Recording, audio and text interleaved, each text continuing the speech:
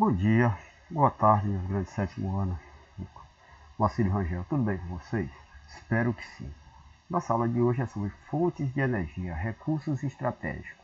Nós vamos encontrar isso lá no capítulo 3, na segunda parte do capítulo, tá certo? Então vamos lá. Fundamentos sobre o planejamento do setor elétrico brasileiro. Então, os fontes de recursos energéticos, eles têm que ter um planejamento, ele tem que ter uma geopolítica, ou seja, o governo tem que ter cuidado na sua produção, saber quando produzir, gerar menos impacto ambiental, que tecnologia vai desenvolver, aonde até ele pode aceitar a participação de estrangeiro, ou seja, privatizar. Por isso que cada país ele tem, no setor energético, ele tem um planejamento do setor. No setor energético brasileiro, o planejamento visa atender às necessidades futuras para os recursos energéticos. Então, mercado crescente. Como o país cada vez vem crescendo mais, quando eu estou falando de crescimento, eu estou me referindo à população, mas à sua economia.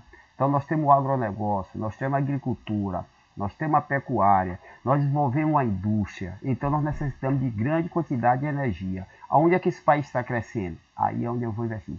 Diversificação da energia, da matriz energética. Nós começamos primeiro com o petróleo e carvão mineral, que são combustíveis fósseis, mas que poluem muito. Posterior, nós chegamos a produzir, através da cana de açúcar para fazer o álcool, mas nós temos que ver as fontes de energias renováveis e as que nós chamamos alternativas, como a solar, como a eólica, que vai trazer uma grande quantidade de energia, produção. E o Brasil é um privilegiado por estar na região intertropical do globo, a quantidade de raios solares são imensos, nós temos raio solar durante o ano todo. Boa parte do país nós temos uma quantidade de energia eólica enorme, então isso é que leva.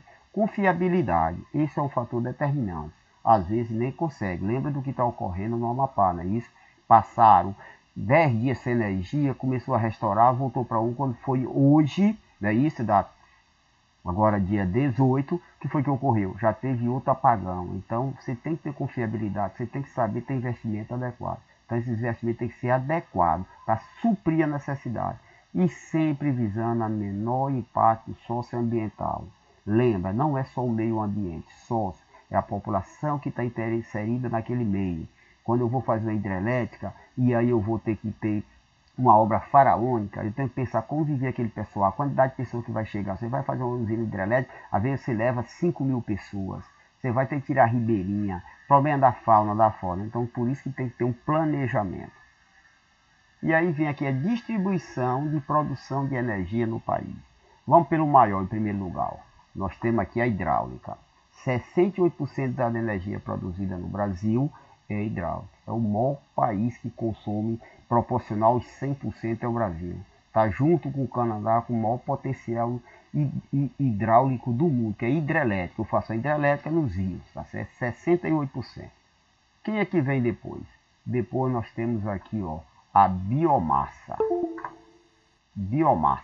Essa biomassa, no primeiro momento, era utilizada através de madeira, tá certo?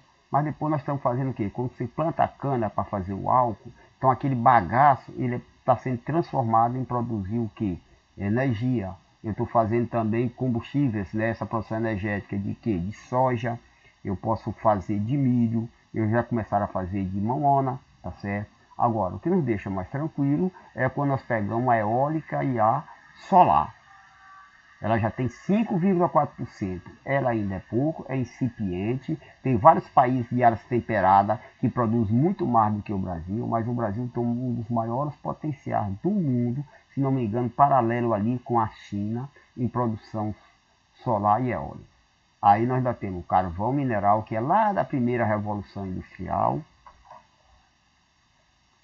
que tem apenas 4,2%, altamente poluente, tá certo? Porque ele é um dos principais, é o principal que vai produzir os gases CO2 para o aquecimento global, então ele já está em deriva. E aqui nós temos que em 2,4% de petróleo, que são seus derivados. O que são esses derivados?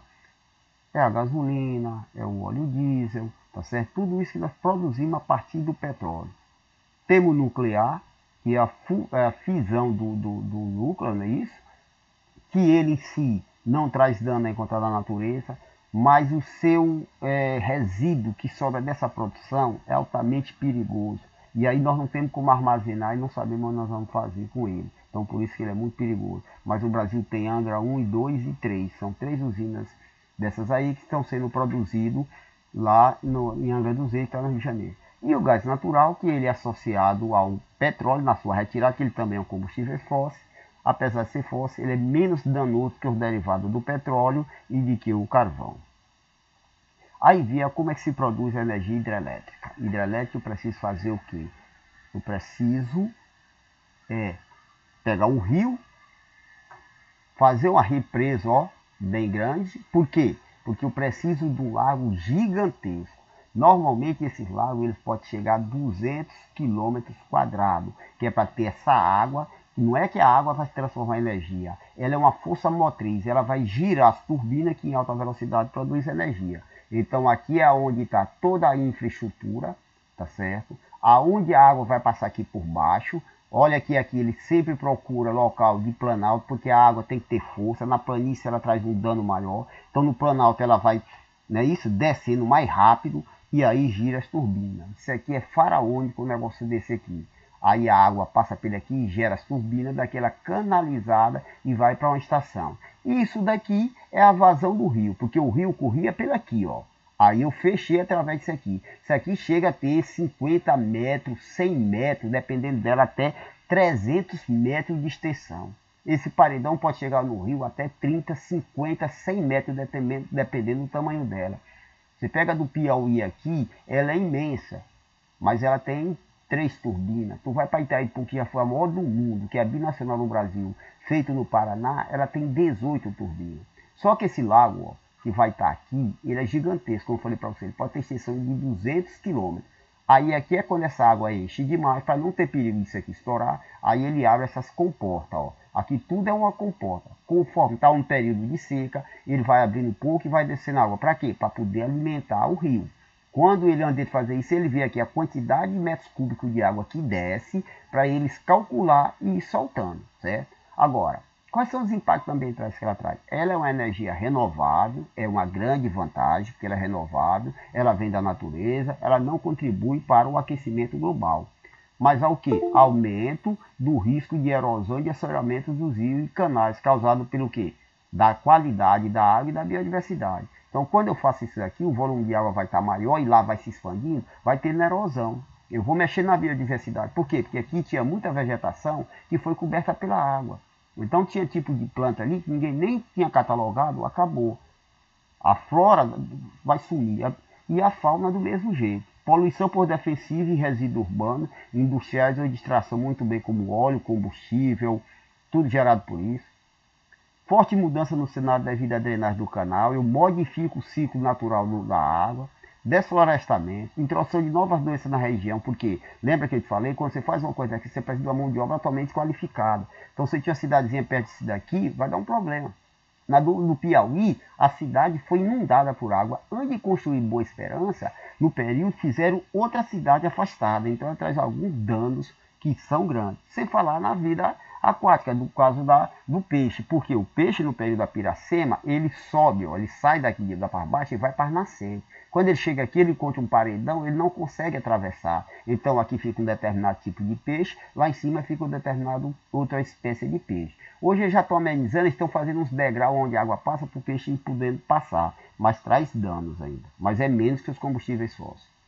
Aí vem aqui os combustíveis fósseis, que é o petróleo, o carvão mineral e o gás natural. Foram os 3 primeiros fontes energéticas utilizadas no mundo a partir da primeira industrialização. Na primeira revolução industrial foi o carvão, certo? Então, no caso do Brasil, a maior parte do carvão mineral do Brasil se encontra no sul. No final de 2002, as reservas nacionais eram em torno de 12 bilhões de toneladas, o que corresponde a mais de 50% das reservas da América do Sul e 1,2% das reservas mundiais. No entanto, ele é pouco aproveitado devido à baixa qualidade do carvão. Agora lembra, nós estamos falando de um carvão combustíveis fósseis, não é o vegetal da madeira. Aqui é um tipo de rocha que foi decomposto e formado através de quê? De restos de animais e de árvore, de planta, com o tempo há milhões de anos, quase 6 milhões de anos atrás. Então ele não tem uma qualidade boa, porque seu poder calorífico ainda é baixo, porque o carvão ele tem 4 estágios. Então o ideal é quando ele chega no último. O nosso está no 2, alguma coisinha no 3, então ele não tem tanta força dessa maneira, tá certo? Mas ele é utilizado principalmente em energia termoelétrica, para a produção, né, da energia elétrica para a gente. Por isso que é chamado termoelétrica, que vai funcionar o motor através do carvão. E nós temos o gás natural, que o gás energético nacional, ele é modesto, apenas 1% até 81%. Hoje, o Brasil vai descobrir grande reserva, porque nesse período nós não tínhamos, então nós compramos da onde? Sempre era da Bolívia, foi canalizado a tubulação de lá até chegar no Brasil, porque ele não pode ser transportado, ele é um gás, é isso? Ele é transportado através de tubulação. Ele é associado a quem? Ao petróleo. Então, ó, isso aqui é uma plataforma de exploração de petróleo nos oceanos. Então, aqui você tem uma tubulação que desce e vai lá embaixo buscar esse petróleo. Mas, paralelamente aqui à retirada do petróleo, você vai retirar tanto gás. Quando você vê um negócio desse lá em cima, como subir aqui, está sendo queimado, é porque o gás não está sendo conseguido tirar tudo de uma vez, com medo de explosão, ele fica queimando para facilitar. Agora, não mistura o gás natural com o gás de cozinha. O gás de cozinha é derivado do petróleo, certo? Esse aqui é associado, menos danos, mas não está ligado ao petróleo. E aí vem o petróleo. Combustível fóssil resultante da decomposição orgânica, fitoplânctons, águas, principalmente nos oceanos, que com o longo dos milhões de anos ele foi coberto pela areia, pelos sedimentos, se formou há mais ou menos 300 milhões de anos, por isso que ele não é renovável, igual o carvão e o gás natural. Quer dizer, o que nós estamos consumindo hoje foi feito há 300 milhões de anos atrás. Daqui a 10 milhões não tem mais ninguém. Na Terra, há 11 milhões de anos não tem mais ninguém. E o gás não se renovou. Então, por isso que a gente fala que não é renovável. Onde é que ele é utilizado? Igual o bombril, mil utilidade. Ó.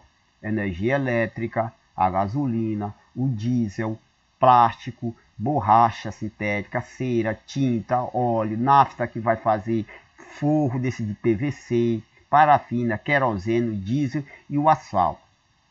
Vantagem: domínio da tecnologia e exploração, facilidade de transporte. Aqui você pode tanto fazer com a tubulação, quando ele sai daquela, lá onde eu mostrei, naquela plataforma, ele pode estar 100 km do litoral. Aí de lá o que é que ocorre? Ele é canalizado pela tubulação até chegar no continente.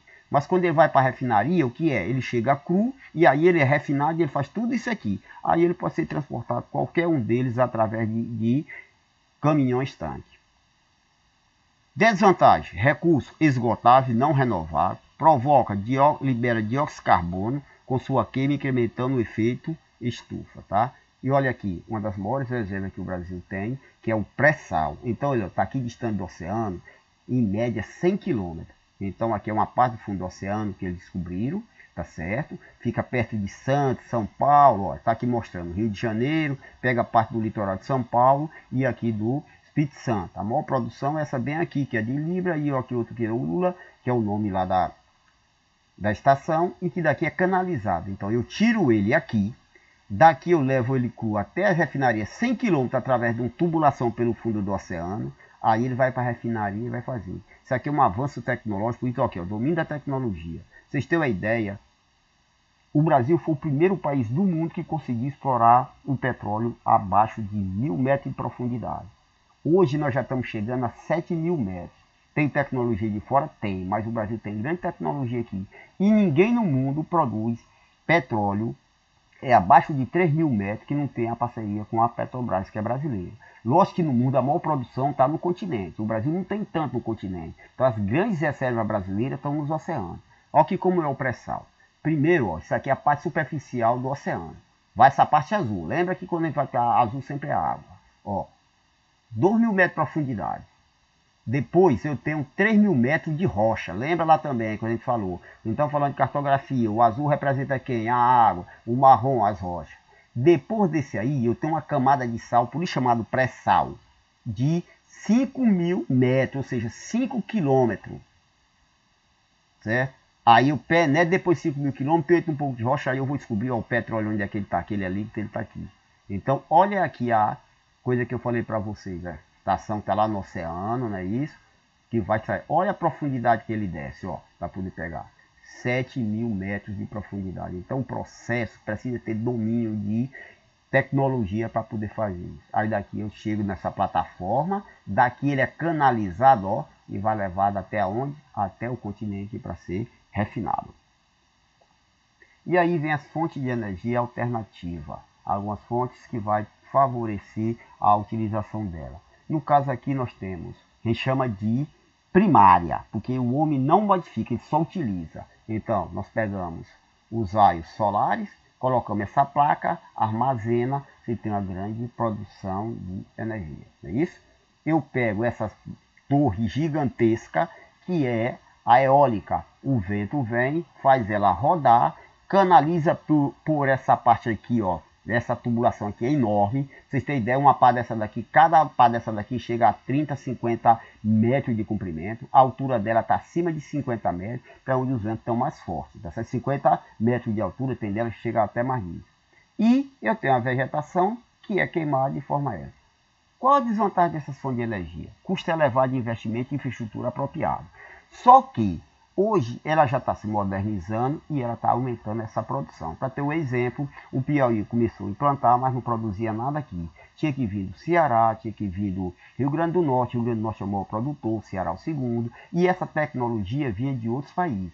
Hoje o Piauí já está produzindo aqui em Picos essas torres para poder produzir. O Piauí já vai produzir essas coisas aqui, placa. Lógico que quem é um investimento maciço é de chineses. São empresas chinesas que estão vindo e estão investindo aqui. Impactos visuais negativos ao meio ambiente. Então o pessoal reclama que isso aqui é grande demais, ele vai impactar a vegetação e tudo que está ali. E aí vem, ó, energia de biomassa. O método de combustão da biomassa não é limpo, porque ele vai queimar o quê? Você vai ter que queimar ele. Quando você queima, você libera dióxido de carbono. Tá certo? A energia solar, os custos iniciais já falei que eram altos.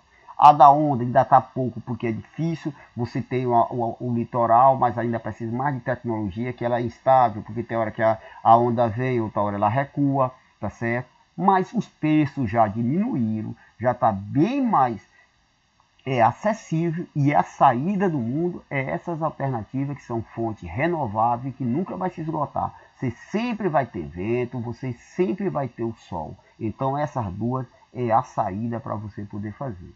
E para dar um exemplo, nós pegamos esses aqui, ó, que é o estado do Piauí. O estado do Piauí, nós estamos na região intertropical do globo, não é isso? Nós temos um litoral curto, mas tem vento fortíssimo, lá produzindo muito, se você ver a eólica. Agora, quando nós estamos falando da usina solar, isso aqui fica nessa cidadezinha do Piauí, São Gonçalo do Gurgueia. É a maior usina solar da América Latina. Lembra que nós estamos todinho falando de América Latina, não é isso?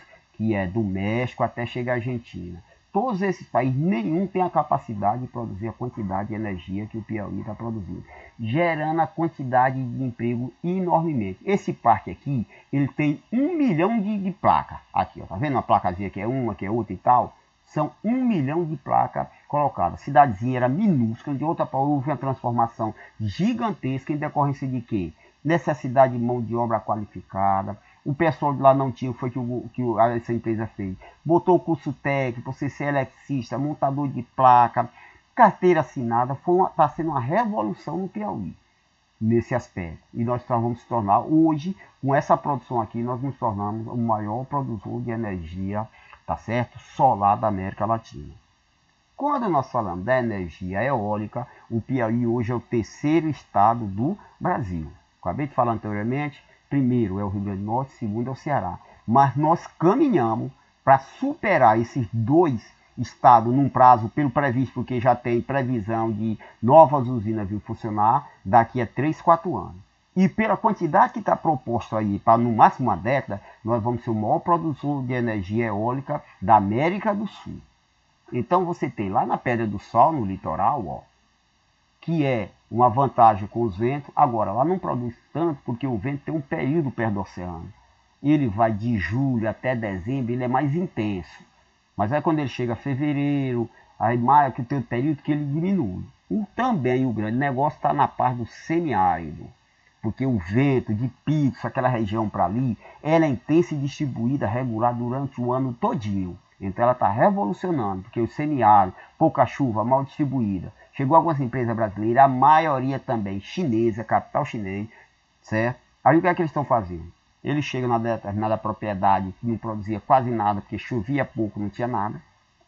Coloca uma torre dessa e aí fala para o dono: eu vou lhe pagar R$ 1.500 por mês para cada torre que eu instalar na sua propriedade. Então você pegava um agricultor que produzia pouco, não chovia, não colhia não, de uma hora para outra ele viu aqui a área que eles alugaram de empresa. Mas você pega um terreno pequeno, o cara às vezes tem 3, 4 dentro do seu terreno. Aqui ele é tão gigantesco que a gente está pensando que um está perto do outro, se tivesse, digamos, 10, 15 metros. O espaçamento entre um e o outro chega a 200, 300 metros. Não é tão próximo assim. Então você pega uma propriedade, o cara pega, bota 3, 4. Ele não ganhava meio salário mínimo, de outra para hora ele está ganhando R$ 6.000. Outra coisa, a energia que é produzida aqui é passada para ele de graça. Aí ele pode irrigar. Então está também mudando a noção do Nordeste dentro desse contexto, certo? Então o Brasil tem tudo para crescer. Isso aí vocês vão encontrar, tá certo? Lá, como eu falei para vocês, no capítulo 3, vamos mandar atividade pelo professor Matheus. Vocês respondem por correto e fiquem com Deus.